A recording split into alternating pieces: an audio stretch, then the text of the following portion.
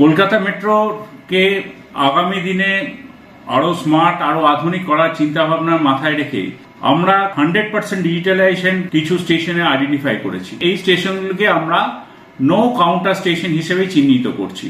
সেখানে যাত্রীদের সুবিধার্থে আমরা এসসিআর মেশিন বসাচ্ছি, একাধিক এসসিআর মেশিন বসাচ্ছি। এই স্টেশনগুলি হলো কবি সুকান্ত, শখের বাজার এবং তারাতলা। এই তিনটে স্টেশনে এবার থেকে কোনো কাউন্টার থাকবে না।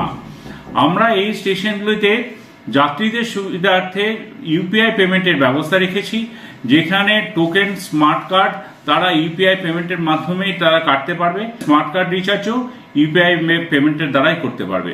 যতক্ষণ আমাদের ট্রেন অপারেশনস চালু থাকে ততক্ষণই কাউন্টারগুলি খোলা থাকবে। যাত্রীদের এই দিক দিয়ে কোনো অসুবিধাই হবে না।